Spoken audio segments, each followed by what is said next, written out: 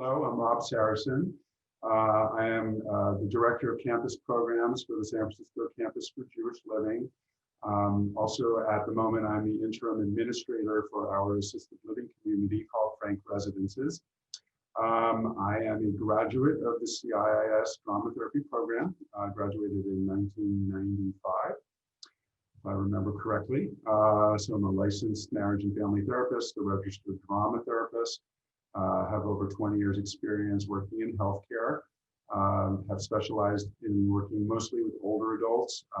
Prior to coming to this organization, I worked for California Pacific Medical Center, now part of Sutter Health, for about 20 years, running a specialized care program for people living with dementia. That was a residential program within a medical center setting, so kind of unusual model.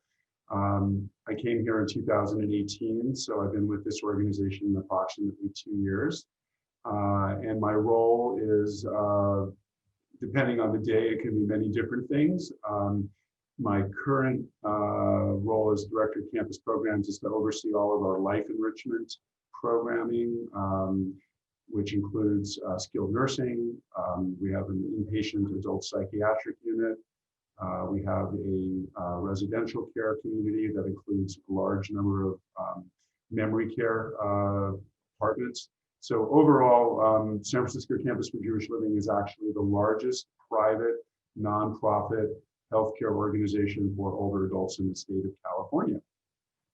And we're the second largest provider of Medi-Cal services for long-term residential care in our skilled nursing in California.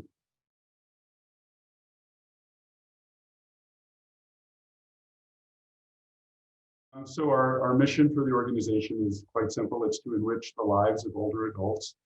And our population is primarily older adults.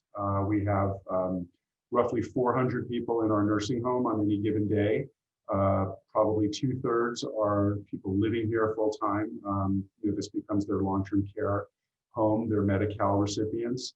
It's a very wide, diverse mix of people of all walks of life, all faiths, all ethnicities, people with both medical and psychological or psychiatric conditions that need to live in a long-term care setting.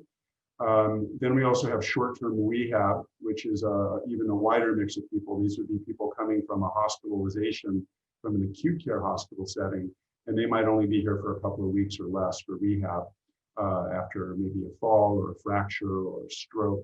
So we have intensive inpatient physical therapy, occupational therapy. Then we have a 12-bed adult psychiatric unit, which is also, again, a mixture of people, but it's generally speaking, it's what we would call a geriatric psych unit. So it's people that are typically over the age of 50.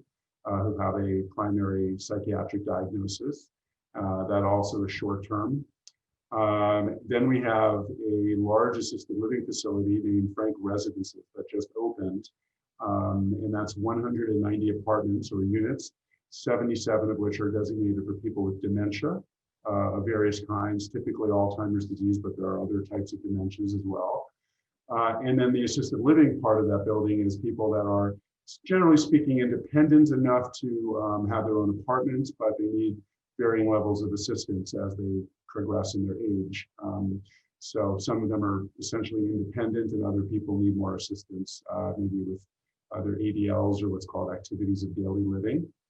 And also embedded in all of that in our new building is what's called Buyer Square. It's a community center model. It's basically modeled to be like a Jewish community center, open to all. With a lot of diverse programming, arts and culture, fitness, wellness, educational.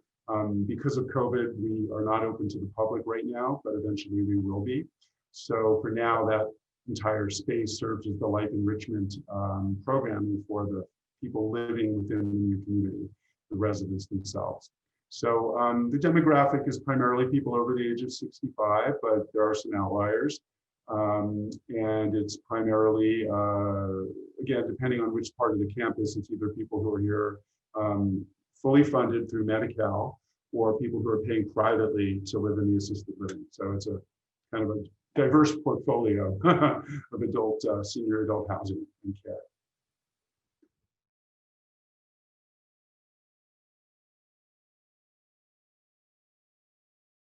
Right now, because of COVID, our internship program and structure has pivoted, like everybody's pivoted in the last year, to being slightly different than it was the first year that I started it, in the sense that we've had to bring in our interns this year as essential workers, and they've actually been paid a stipend, and that may continue, as long as COVID continues. But typically, an intern is not paid, but is here for supervision and practicum learning experience. And so their duties are a variety of things. I mean, the clinical work is basically working with all of these different populations and these different subsettings within the community, doing individual and group work. So we have typically a lot of drama therapy students, so they're focused on doing drama therapy groups and interventions, but we are absolutely open to taking CIS students that are in the somatics program or in with the expressive arts program. There's a lot of different modalities that work with this population. We do typically a very full schedule every day in all of these different areas. We have 9 nursing units. We have the adult psychiatric unit. We have the residential area. We have the memory care area. So, in all of these different places, you might have music therapy, art therapy, drama therapy, traditional counseling, in the sense that these are older adults that many of them have life transitional issues that they're working through, whether it's just the aging process itself, or dealing with chronic pain or illness, dealing with now especially not having access to their families, who can only visit under very limited outdoor protocols. So there's been a lot of concern and addressing of the concern of social isolation, depression, anxiety. So there's really, just a vast pool of need and a variety of ways that interns support the psychosocial well-being of the people that live here that we care for.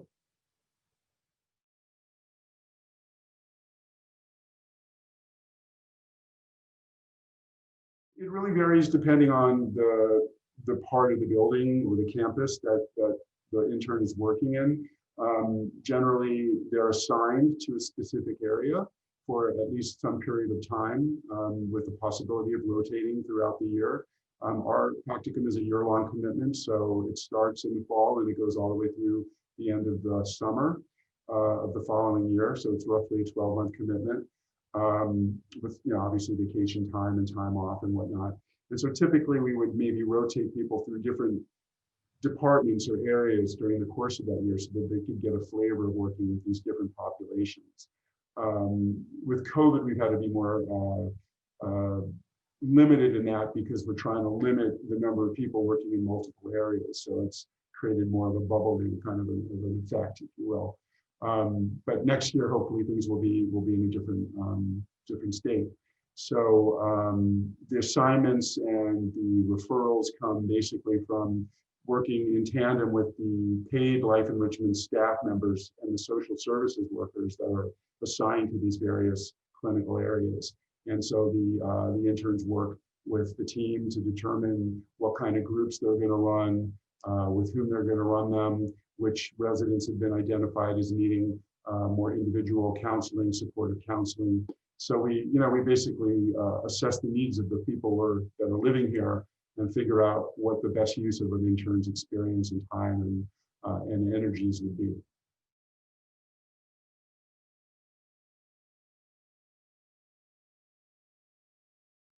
As I mentioned, we've had mostly drama therapy students, and they're typically focused on group work because of the requirements of the program.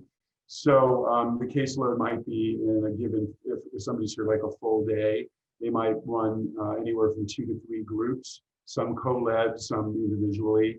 They might see a number of residents for 30-minute, 40-minute types of counseling sessions or interventions using various arts therapy modalities. And then there's obviously time for supervision, trainings, in-services, and that kind of thing. It varies. It's not like a counseling center model where you have X number of clients. Any given day, there may be people who are in more need than others, and so there's kind of an ongoing sort of figuring out of what the best use of the resources of an intern are. But typically, they have a schedule of certain groups that they run at certain times during the day, and certain people that they might meet with during certain times of the day.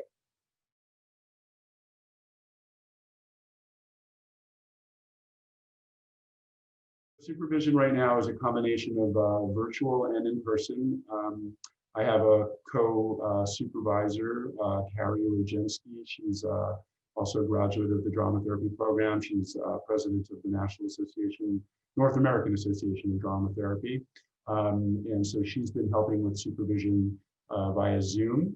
And I've been doing individual and group supervision in person. And we're kind of dividing it up depending on which side of campus, and because right now we have 3 practicum students here, and one of them is working exclusively in our residential community, and 2 are working exclusively in our skilled nursing facility. And because of COVID concerns, we cannot commingle the staffs, so we have to kind of do a combination of live and virtual to make supervision work. But we do offer both individual and group supervision.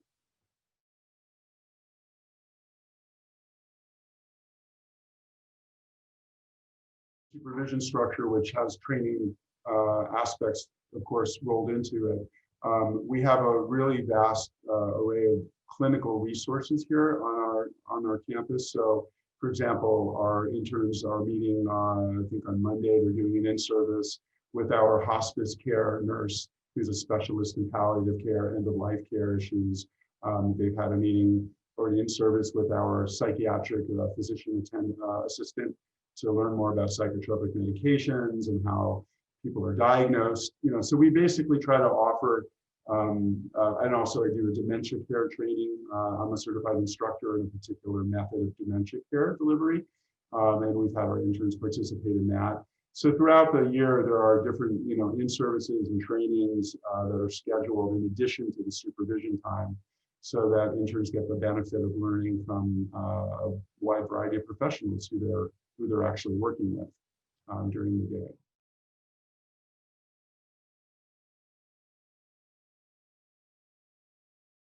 Open-mindedness, flexibility, certainly in these difficult times. An awareness that working in a complex healthcare system like ours is challenging, and to be prepared to take on those challenges with support, of course, and mentorship. But we're looking for people who are feeling, confident and ready to work and be part of this kind of care. It's a hard time, but it's an incredibly good learning experience. And people who, my goal as a trainer, as a supervisor, is that by the time a person leaves here, they should be fully prepared to be hireable. And in fact, the first 2 interns that I brought on from CIIS both became full-time employees and worked here in both cases for over a year. Both of them have actually, one's still here and is moving back to Chicago. Another one just recently left after a full year of interning and then a full year of work to move across country. So, people don't necessarily stay forever, although we do have a lot of people that have worked here for a long time in our organization. But this is a place where we're looking to bring people in as interns who are groomable and have potential to be our next generation of therapists that work for the organization. And that's actually been the case. So I'd say the qualities are, being eager, being bright, being curious, being, somewhat independent. Obviously, when you're starting an internship, you need a lot more structure than maybe 3 or 6 months into it, in terms of independence and autonomy and whatnot. But yeah, it's a place where you're going to be dealing with life and death issues. It's a place where loss is certainly going to be a theme. It's a place where there's a lot of celebration of life when we're able to do things under normal times. Typically, we have big programs with creative arts festivals and We do talent shows with the residents and staff, and all kinds of really fun and arts related programming. That's really what I've developed here. A lot of that we've had to kind of buckle down on and keep much smaller than usual due to COVID. But this is an exciting place to be with a lot of potential. So I think that that's what I'm looking for in an intern, somebody who really wants to work, first of all, with this population, older adults. Again, within the older adult population itself, there's a lot of variety within our campus. But that's got to be a strong primary interest. And yeah, just some enthusiasm to stretch their skills that they've learned in school and to really begin to dive in and utilize those skills with real people who need help.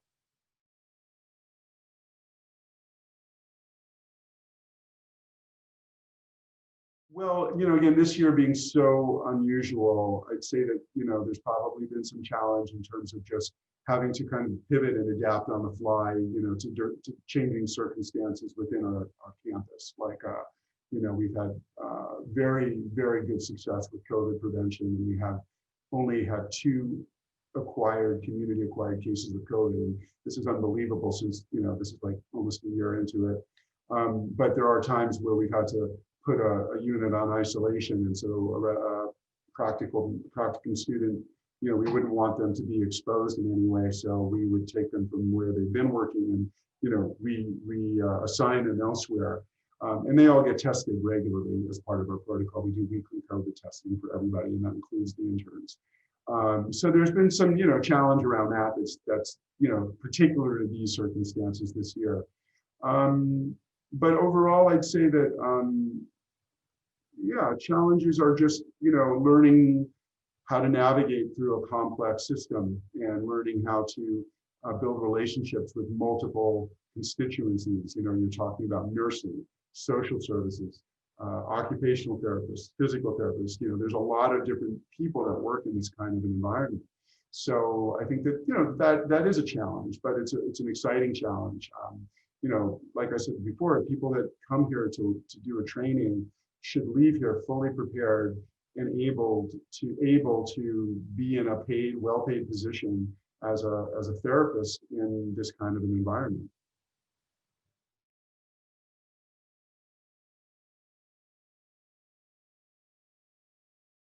Well, this is an expanding organization. We're already one of the largest in the state of California, and we're actually growing because we haven't even opened our community center model. So I came here after 20 years in Sutter Health, which was, to me, a very rigid kind of a system. And, coming over here 2 years ago, I found myself in a position to do a lot of things with creative license. And this is the kind of environment where if you have a good idea and you brainstorm it with people and get support for the idea, whether it's a certain kind of program or intervention or, there's really a willingness to be flexible and open to new ideas and programming, to really support the psychosocial well-being of our community. So, I think it's a very exciting place to work, lots of opportunities for growth and employment. So I love it here. It's not easy every day, that's for sure. It's hard work, but it's a place where you will learn, grow, develop, and be successful if you apply yourself and be able to have a job. Maybe here, maybe elsewhere, but be trained, be really prepared for the real world.